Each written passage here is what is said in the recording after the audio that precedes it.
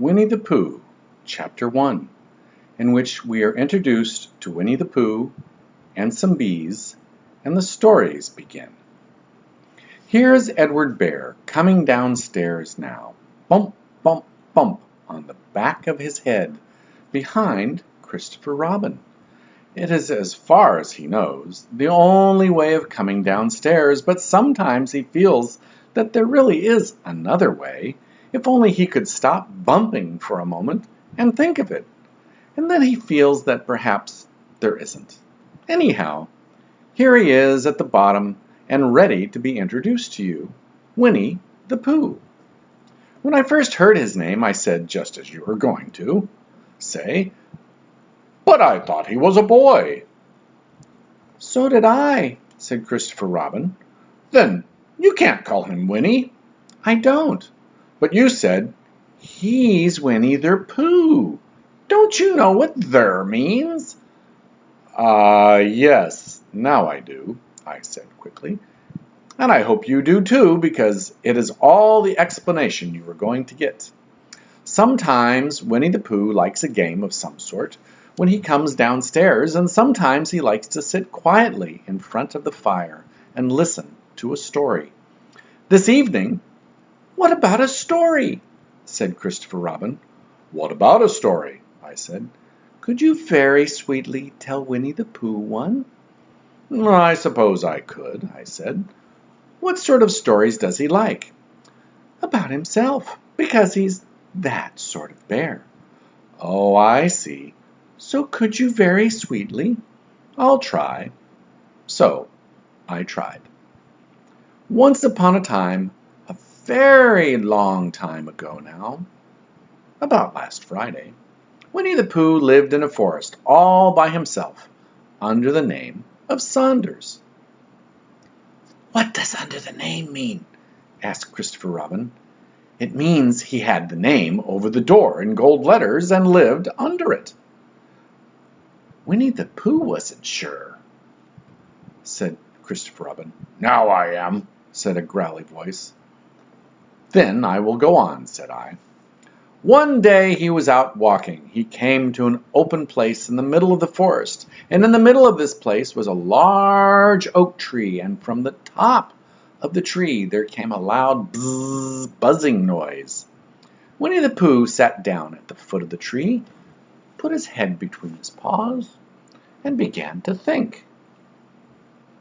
"First of all," he said to himself, "that buzzing noise means something. You don't get a buzzing noise like that, just buzzing and buzzing without its meaning something. If there's a buzzing noise, somebody's making a buzzing noise, and the only reason for making a buzzing noise that I know of is because you're a bee." And then he thought another long time and said, "And the only reason for being a bee that I know of is making honey." And then he got up and said, "And the only reason for making honey is so that I can eat it." So he began to climb the tree. He climbed, and he climbed, and he climbed, and as he climbed, he sang a little song to himself. It went like this: "Isn't it funny how a bear likes honey? Buzz, buzz, buzz. I wonder why he does." Then he climbed a little further, and a little further, and then just a little further. By that time, he'd thought of another song. "It's very funny that if bears were bees, they build their nests at the bottom of trees, and that being so, if the bees were bears, we shouldn't have to climb up all these stairs." He was getting rather tired by this time, so that it is why he sang a complaining song. He was nearly there now, and if you stood on just that branch, crack! "Oh, help!" said Pooh as he dropped 10 feet on the branch below him. "If only I hadn't," he said as he bounced 20 feet onto the next branch. "You see what I meant to do," he explained as he turned head over heels and crashed onto another branch 30 feet below.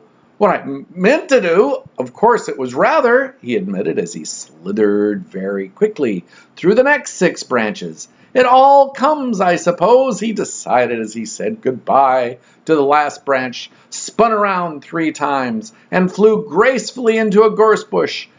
It all comes of liking honey so much. Oh, help! He crawled out of the gorse bush, brushed the prickles from his nose, and began to think again. And the first person he thought of was Christopher Robin. "Was that me?" said Christopher Robin in an odd voice, hardly daring to believe it. "That was you." Christopher Robin said nothing, but his eyes got larger and larger, and his face got pinker and pinker. So Winnie the Pooh went around to his friend Christopher Robin, who lived behind a green door in another part of the forest. "Good morning, Christopher Robin," he said. "Good morning, Winnie the Pooh," said you. "I wonder if you've got such a thing as a balloon about you." "A balloon?" "Yes, I just said to myself, coming along, I wonder if Christopher Robin has such a thing as a balloon about him. I just said it to myself, thinking of balloons and wondering." "What do you want a balloon for?" you said. Winnie the Pooh looked around to see that nobody was listening. Put his paw to his mouth and said in a deep whisper, "Honey." "But you don't get honey with balloons." "I do," said Pooh. Well, it just happened that you had been to a party the day before at the house of your friend Piglet, and you had balloons at the party. You had had a big green balloon, and one of Rabbit's relations had had a big blue one and had left it behind, being really too young to go to a party at all. And so you had brought the green one and the blue one home with you. "Which one would you like?" you asked Pooh. He put his head between his paws and thought very carefully. "It's like this," he said. "When you go after honey with a balloon, the great thing is not to let the bees know you're coming. Now, if you have a green balloon, they might think you were only a part of the tree and not notice you. And if you have a blue balloon, they might think that you were only part of the sky and not notice you. And the question is, which is more likely? Wouldn't they notice you underneath the balloon?" you asked. "They might, or they might not," said Winnie the Pooh. "You never can tell with bees." He thought for a moment and said, "Shall we try to look like a small black... I shall try to look like a small black cloud. That will deceive them." "Then you had better have the blue balloon," you said. And so it was decided. Well, you both went out with the blue balloon, and you took your gun with you, just in case, as you always did. And Winnie the Pooh went to a very muddy place that he knew of, and he rolled and rolled until he was black all over. And then when the balloon was blown up as big, and you and Pooh were both holding on to the string, you let go suddenly, and Pooh Bear floated gracefully up into the sky and stayed there level with the top of the tree, about 20 feet away. "Hooray!" you shouted. "Isn't that fine?" shouted Winnie the Pooh. "What do I look like?" "You look like a bear holding on to a balloon," you said. "Not," said Pooh anxiously, "not like a small black cloud in a blue sky?" "Not very much." "Ah, well, perhaps from up here it looks different. And as I say, you can never tell with bees." There was no wind to blow him nearer to the tree, so there he stayed. He could see the honey. He could smell the honey, but he couldn't quite reach the honey. And after a little while he called down, "Christopher Robin," he said in a loud whisper. "Hello!" I think the bees suspect something. What sort of thing? I don't know, but something tells me they're suspicious. Perhaps they know that you're after their honey. It may be that. You never can tell with bees. There was another little silence, and then he called down to you again. Christopher Robin! Yes? Have you an umbrella in your house? I think so. I wish you could bring it out here and walk up and down with it and look up at me every now and then and say, Tut, tut, it looks like rain. I think if you did that, it would help the deception which we are practicing on these bees. Well, you laughed to yourself. Silly old bear! But you didn't say it aloud because you were so fond of him, and you went home for your umbrella. Oh, there you are! called down Winnie the Pooh as soon as he got back to the tree. I was beginning to get anxious. I have discovered that the bees are now definitely suspicious. Shall I put up my umbrella now? You said. Yes, but just wait a moment. We must be practical. The important bee to deceive is the queen bee. Can you see which is the queen bee from down there? No. A pity. Well now, if you walk up and down with your umbrella saying, Tut, tut, it looks like rain, I shall do what I can by singing a little cloud song, such as a cloud might sing. Go! So while you walked up and down and wondered if it would rain, Winnie the Pooh sang this song. How sweet to be a cloud floating in the blue. Every little cloud always sings aloud. How sweet to be a cloud floating in the blue. It makes him very proud to be a little cloud.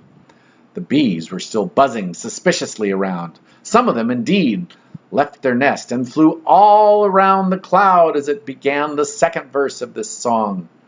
And one bee sat down on the nose of the cloud for a moment and then got up again.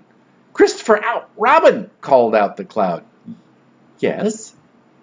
I have been thinking, and I have come to a very important decision. These are the wrong sort of bees. Are they?